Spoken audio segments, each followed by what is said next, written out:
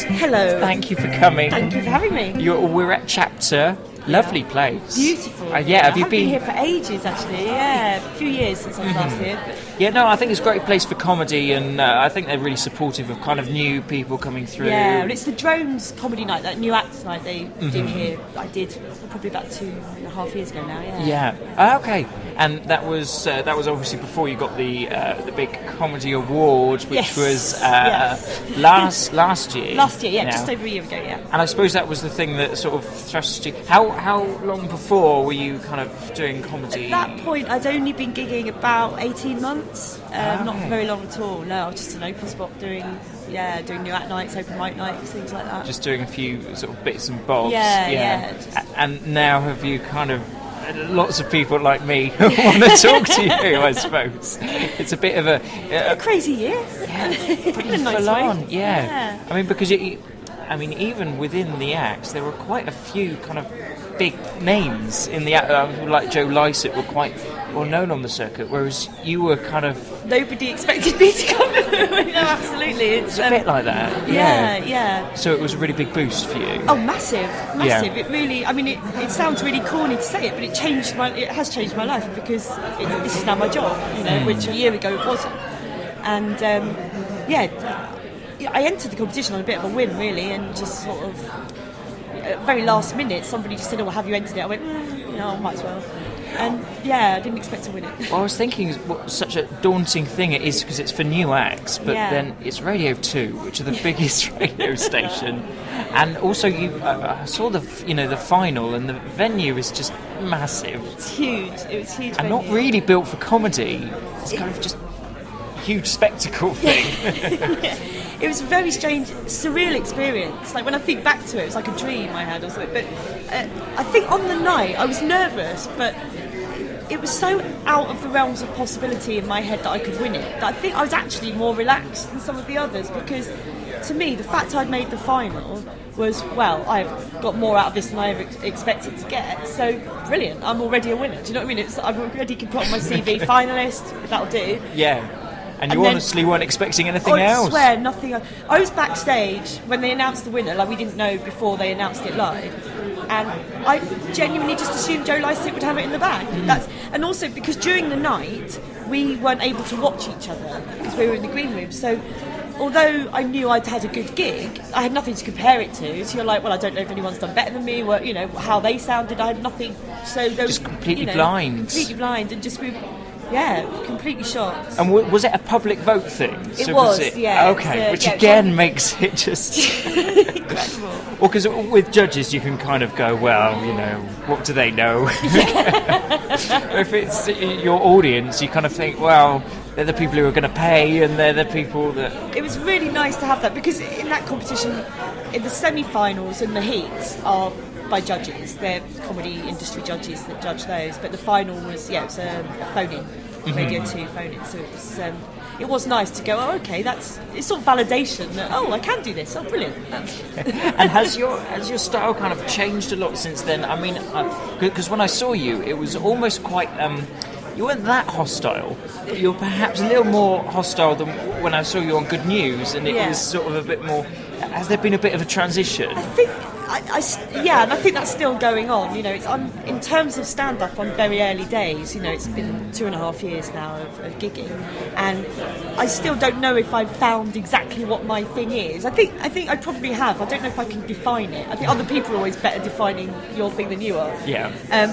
But I think it's just I'm much more confident now than I was then, and obviously I've been gigging a lot more and just starting to find my voice a bit more. So I think the Good News set that I did is more reflective of what I am now, Yeah. But I think a lot of that's just to do with confidence and being at ease with what I'm doing. And also that it will just continue to change, no matter how old you. Absolutely. How long you've been doing it. People's styles do change, and sometimes sort of quite imperceptibly, but I think they do go through phases and changes, and people's lives change.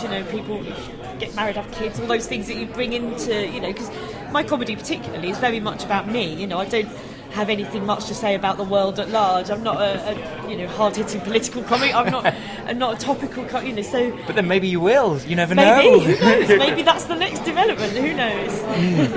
Yes. Yeah. So Yeah, so the things that you've been doing since then, I mean, obviously you've got you're doing gigs like this, going up to the Fringe as well, but you also, have you got sort of radio projects as well? I've got a series in development with Radio 4 at the moment, so that hopefully something will come of that, who knows. I'm quite excited about that. And I've been doing bits of writing for things like the News Quiz and Now Show and things like that. So radio's, I really love radio comedy. I was brought up on it, and that's where I'd really like to do some stuff. So yeah, I'm sort of getting involved in the projects there as well. I suppose the writing as well is really a good discipline to get into absolutely, as well. So, absolutely. And it's something I'm still learning, because I say this to people quite a lot. I didn't start doing stand-up till I was 33. Which is pretty old in terms of doing stand-up to start, and that I've come from a background of doing social work, and I used to do a lot of performance I do Amdram and things like that, but writing to perform is something that's very new to me, and it's like that part of my brain isn't as well exercised as it is in somebody who's always done it. Yeah. So for me, at the moment, I'm learning how to write still, and that having to actually sit down and write things for me is something I have to really think about doing. It doesn't come easily. It's a big focus, Yeah, to really set my mind knuckle to do down. it. Yeah, absolutely. I'm the world's biggest procrastinator, so I'll do anything but sit down and write. But I'm learning how to do it, and you learn what works for you, and you talk to a lot of other comedians and see what works for them, and just sort of find your way of doing it. Really, there's no right or wrong way. Have you always sort of been more? I think either people are really drawn to the performance and are natural performers, or they're kind of natural writers. Was it the performing then that? I think so, yeah. I mean, like I say, I used to do a lot of acting. I used to teach drama at a theatre school, things like that, as a hobby. The writing came a bit later, I think, because I've always loved comedy and I've loved watching it, but it's just that thing of going, well, those people are good at that, I wouldn't be good at that, and it's sort of having the confidence to go, well, try. And what actually happened was I started running a comedy night long before I started doing stand-up myself, just because I enjoyed watching comedy, and it was a way that I could bring it to me and watch it cheaply and get to know people. And so I started off doing that for a few years, and I used to watch it, and there was always a bit of my brain that was going, oh, have a go, and then you're like, oh no, you couldn't do that.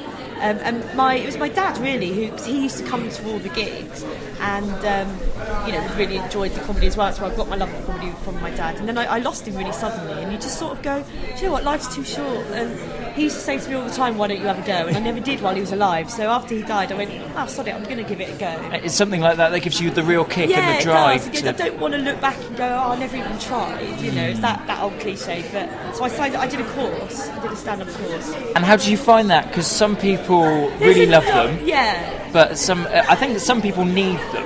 Yeah. To give them that drive, but then some people kind of frown upon them. It's like, well, who are you to teach? For me, it was, I needed it in as much as I would never have got up and done it without that safe environment to try it first. I think a lot of that was to do with the fact that because I'd been running comedy nights, I knew lots of people on the circuit, particularly on the new act circuit, and I didn't want to get up in front of them, having run a gig for 3 years and be rubbish. Yeah. So for me, it was, well, if I sign up to this course, that's a safe place where no one knows that I run a comedy night, where I can get up and see if I can do it, and if it turns out I'm rubbish, then no one need know about it. So I didn't tell anyone that I was doing the course, any of my sort of comedian friends and stuff. I didn't tell anybody that I was doing it. And for me, I think it just gave you that little bit of structure, and that it was a 12-week course, and it was just having to write for it, because you didn't want to show up and have nothing to perform. Yeah. So it just forced you to write something, even if it was rubbish, to bring something to class and go, I've done this. You've got to have something, You've got to have something, yeah, exactly. So it was really good for focusing your mind. There's nothing like a deadline to make you work, I don't know if they can work for everyone. I don't suppose they can. It's like nothing works for everyone. Some people thrive at school, some people don't. For me, that was a good starting. But some people, I think, are better off just getting up and finding their own way. Yeah. But I like to have a bit of structure to get myself started and then find my own way from there. So were you saying that you were quite shy of, you didn't tell any of your comedian friends that you were doing it? Because I think when you start, because it's almost quite an arrogant thing to go, right, I'm going to go on stage and just be me. Yeah. So you're quite embarrassed of it at first? Yeah, I was so. I think because I was known as a promoter, as a booker, to suddenly be like, what's she doing, getting up there and doing, she thinks she is. She's not one of us, she's the booker, And I was really conscious of that. And of course, nobody did react that way. Everyone's been really supportive, but you just don't know. And it's, in fact, I was talking about this the other day with James Acaster. Yes. Because him and Nick Helm and Joel Dommett and Josh Whittaker, and they all used to come down and do my gig quite a lot. So I knew all of them. And I remember it was Edinburgh before last, so it would have been 2010. It was my first Edinburgh going up doing, I was just doing open spots, It was, and I hadn't told anyone that I was doing it really, so I just thought, well, they'll soon find out that I did this gig, and Josh Whittaker was headlining it, but he didn't know I was on the bill as well. And he hadn't arrived when I was just about to go out, and I was just getting up to go on stage to do my 5-10 minutes, whatever it was, and Josh walked in the room, and I could see him just look at me, like, what's she doing? And of course, and he was with James Acaster, the two of them were there, so of course I was just going, oh my god, this has got to go well, please let this go well. And I had a nice gig afterwards, and then I remember seeing James, I saw them afterwards, and obviously they were like, oh wow, well done. And then I saw James at the end of the festival, and he'd had a few to drink. And he just turned around to me and he was just like, I can't tell you how relieved Josh and I were that you weren't shit. It's like, we didn't know what we were going to say to you if you were rubbish. Like, thanks, James.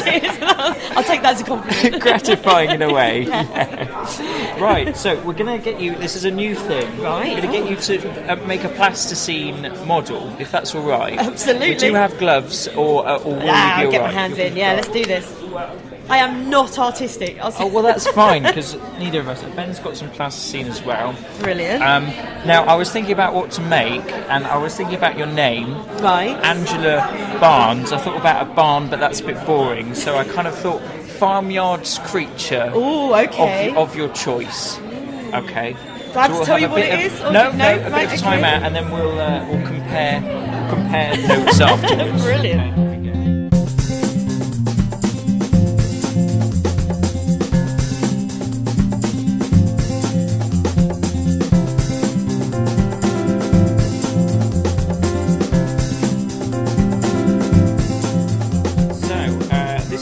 Should we start with yours? Yep, we can do. This is Angela. Do you want to talk me through sort of the... Yeah, this is my little pig. Yeah. Let's call him Paul. Paul the pig. Okay. He was almost a duck halfway through, because when I put his nose on, he did look a bit more like a duck than a pig. But I think I've rescued him. So you did start by thinking it was a pig. I started thinking pig, then he went through a bit of a duck phase. Now he's a pig again. Back to pig. He's got his little corkscrew tail, which was quite hard to do. But He is sorry, lovely. not Yeah, no, I am very impressed. What I didn't do was, did you know that pigs also have a corkscrew penis? Do they? They do. I didn't know I didn't that. have time to do that. Oh, so he well, hasn't got a corkscrew penis. That's just a letdown. I can't believe it. This one's Ben's, which is brilliant. I get so... he's very artistic. Very artistic. And a sheep. I mean, I'm guessing it's a sheep. Goat. Oh. Donkey. It's a goat, sheep, donkey. I love donkeys. I've got a real thing about donkeys, and I thought about that. Then I thought donkey was too hard. I needed something a bit more cartoon. What do you think this is? I mean, it looks like an alien. It's supposed to be a sheep. Okay, I was going to say camel because of the humps, but it's not very farmyard. It's a sheep. That's clearly a sheep. Sheep with tumours. My cat's a sheep. It's like a cloud. I sort of ran out of space in my head. I'll tell you what, I know, you only did that to make me feel better about it. I know, that's fine. No, that is a jet. That, in my head, that was going to be amazing.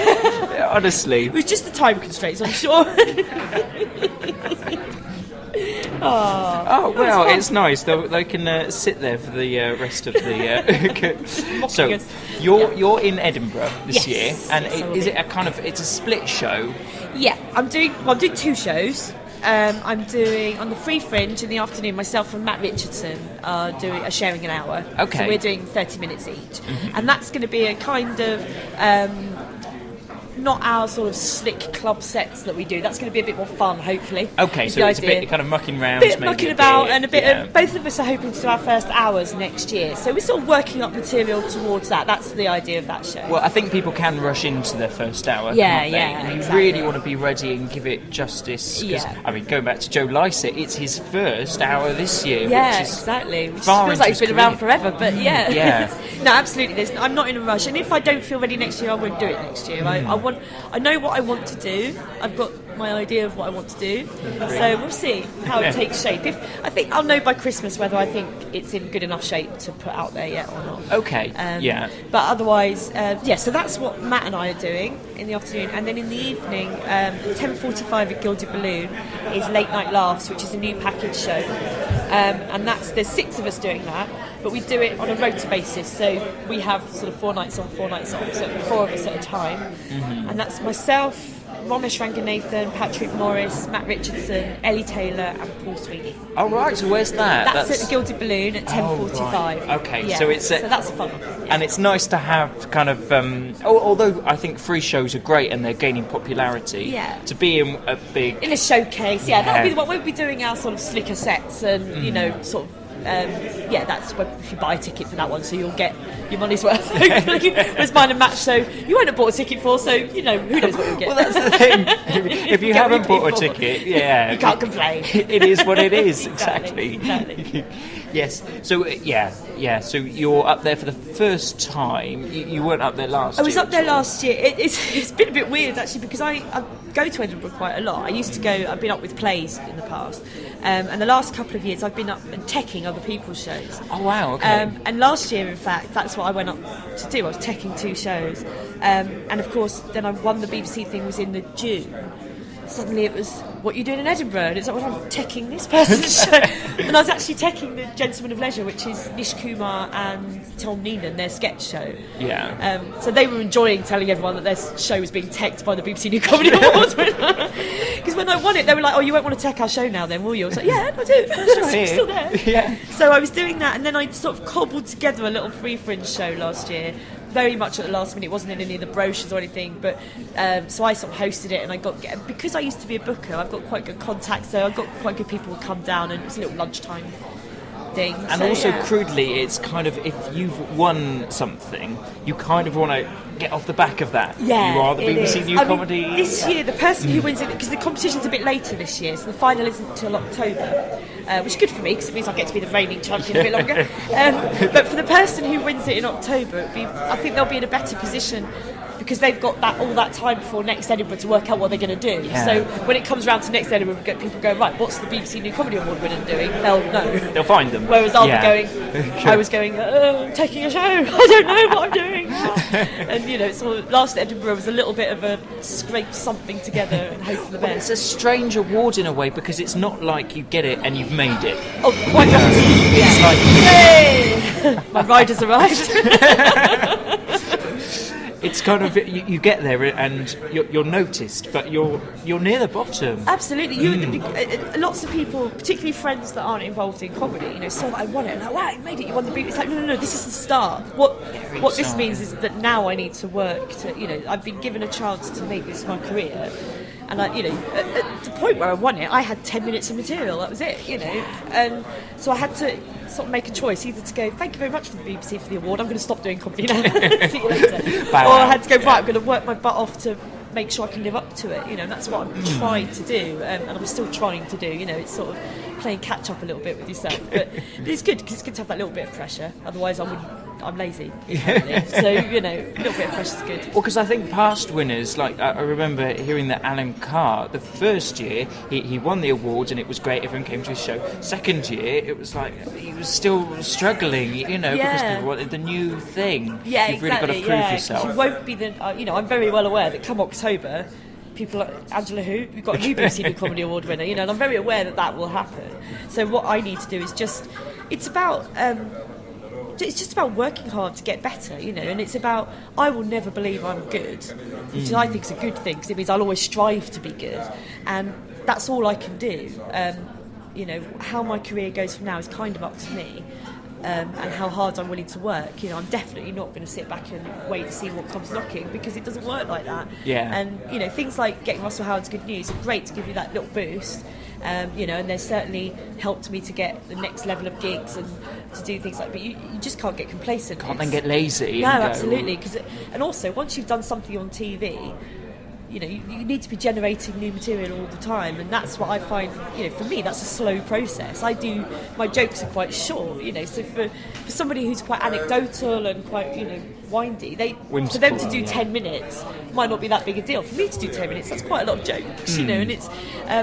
You know, maybe not as many as a one-liner merchant, but still, it takes me a long time to get 10 minutes of material together. You know, and lots of people think, you go, oh right, okay, so you've done that 15 minutes on Russell House, that's gone now. So now, what's your next 20? It took 2.5 years to get that. Well, exactly. You know, and they're expecting a new hour. Yeah, exactly. It's like, let's just see what happens. Where am I going to get that from? Exactly, that's the thing. And you know, I'm still learning to write. I'm still, as I said earlier, it's a muscle that I'm learning to exercise, but it's, you know, it's not fully developed yet. So I don't know where it's going to take me, but I'm just, you know, I'm putting the work in, and I'm willing to put the work in, and I enjoy that process. So see what happens. But you're very much a perfectionist. You said that you're never really happy with what you're doing. You always not really. Yeah. I'm quite, you know, glass half empty. Or as Ramesh once said to me, "You're so glass half empty, you've broken a glass and cut yourself with it," which is nice. But I think it can be a blessing and a curse, because I sort of envy those acts who are so full of confidence in what they're doing.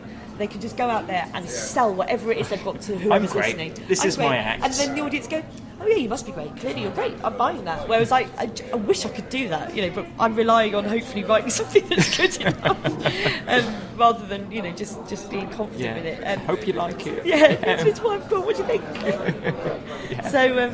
It's a slow process, but I'm getting better at doing new material, because it's scary. It's scary when you start out and you've got your first 10 minutes and you've perfected that and you've worked to hone that 10 minutes. You know it's safe. Exactly. Yeah. That's what you go around, you gig that, everybody goes, here's my 10 minutes, here's my 10 minutes. Isn't it great? Like, what do you mean you don't want to see that one again? that's what I've got. You know, and it's just that, oh, you want a new one? Oh, right, okay, can I have another 2.5 years to do? So yeah, it's we'll see. It's an ongoing process. Yeah, exactly. It's been a pleasure. Thank you very much for having me. An absolute pleasure. Cheers. Thank you very much. Cheers.